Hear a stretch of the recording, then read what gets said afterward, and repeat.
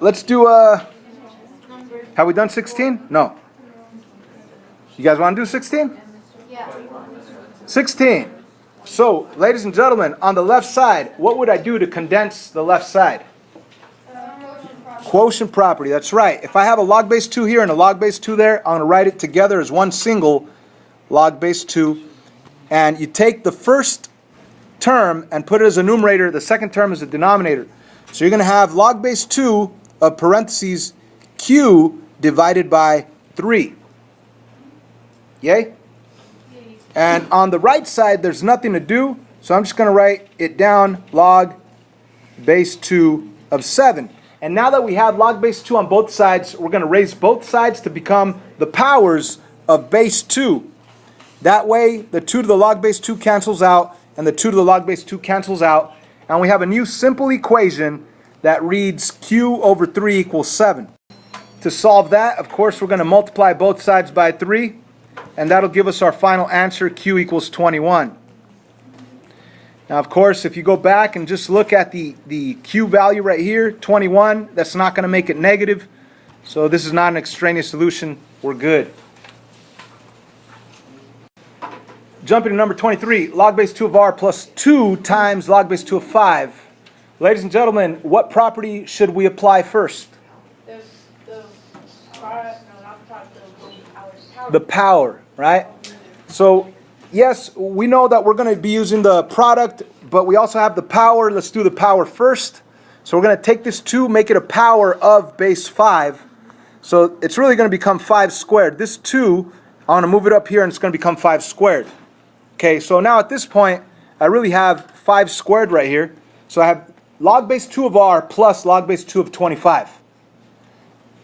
You guys agree with that? And of course, it still equals 0. So I've used the power property to make that 5 into a 25, no more 2 out in the front.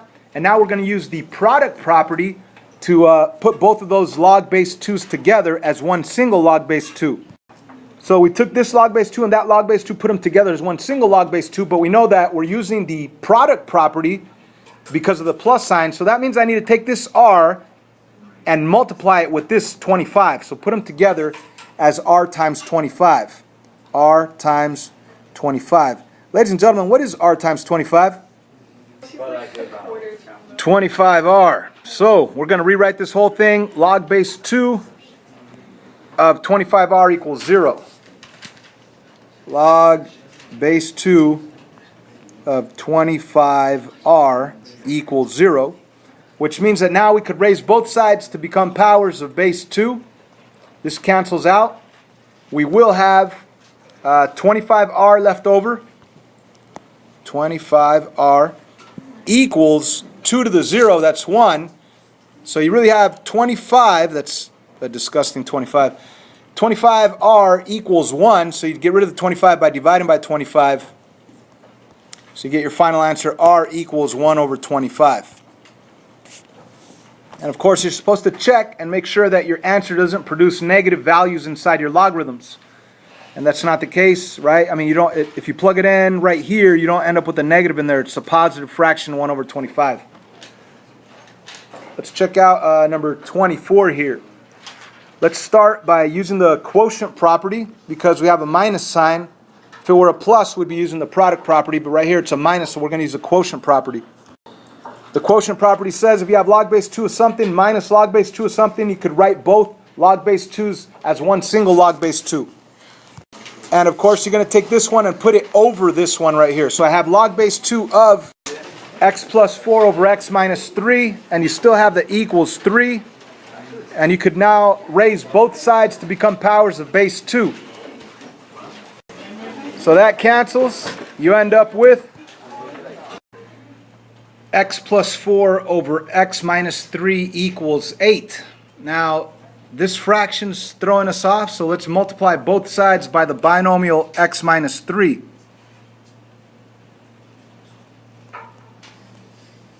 So, of course, your x minus 3's cancel out.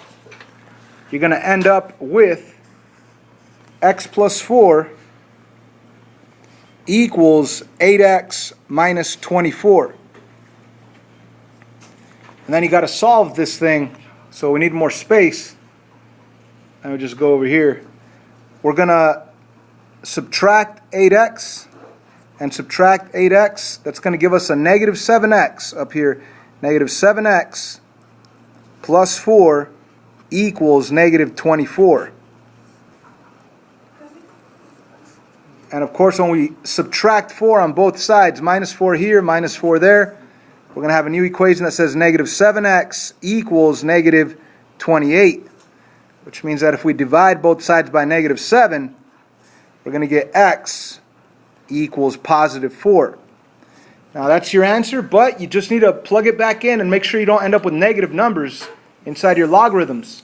So if you take your 4 and put it in right here, that'll give you a positive 8. You're good. If you take your 4, put it in here, 4 take away 3 is 1. You're good. So the correct answer is 4. Guys, it's all about memorizing the properties. You have to have these memorized. That way when you see logs added together, you'll think, oh, I could put them together with the product property. Or when you have the same logs subtracting, then you think, I could put them together as long as I take this one, put it on top, and this one, put it on the bottom. You know, you got to memorize these properties to know how to solve the equations. Let's check out number 26, probably the hardest one on the worksheet. So let's simplify the left side first. Is there any way I could make this smaller? How could I get the left side to be smaller, the left side of the equal sign? What property could I use? So the product property is what we could use. That's what we're going to use. How does the product property work? We're going to take this log base 5 and this log base 5 and put them together as one single log base 5. But the product property says that we need to, since we're putting them together, we need to take this value and multiply it by this value. So I'm going to put both of them in there. 10 times 12, which we already know is going to be 120. So let's rewrite the left side as log base 5 of 120. There's log base 5 of 120. Let me bring down the equal sign. And that's as much as I could simplify the left side. That's as much as I could condense the left side. Let me now condense the right side. On the right side, we have, again, product property, but we do have a 3 times out in the front. So let's start with the power property. I'm going to take the 3 and I'm going to make it become a power of the 2. So that's really going to read log base 5 of 8, because 2 to the third is 8. So let me rewrite it. Log base 5 of 8. And I also have the plus log base 5 of a. Okay, now I'm going to use which property? I see a plus here. What am I going to use? Product property. Once again, I'm going to take both log base 5 and write them together as one single log base 5, but I'm going to multiply the 8 times the a. So one single log base 5, and then in parentheses I'm going to multiply this guy times this guy. So that'll be 8 times a. 8 times a. So I have the right side of my equation. Let me actually write it right next to it.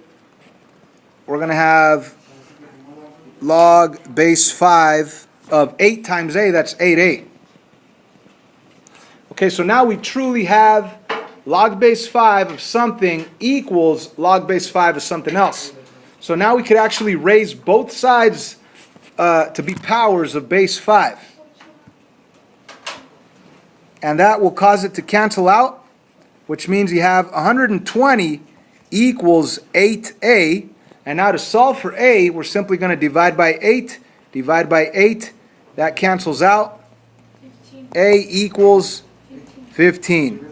Boom, we have an answer. The only other thing to do is to check and make sure that the value of 15 doesn't cause any negative numbers inside logarithms.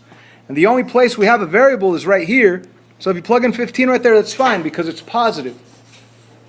So that's all you do on this section, using the properties to make the equation smaller and nicer.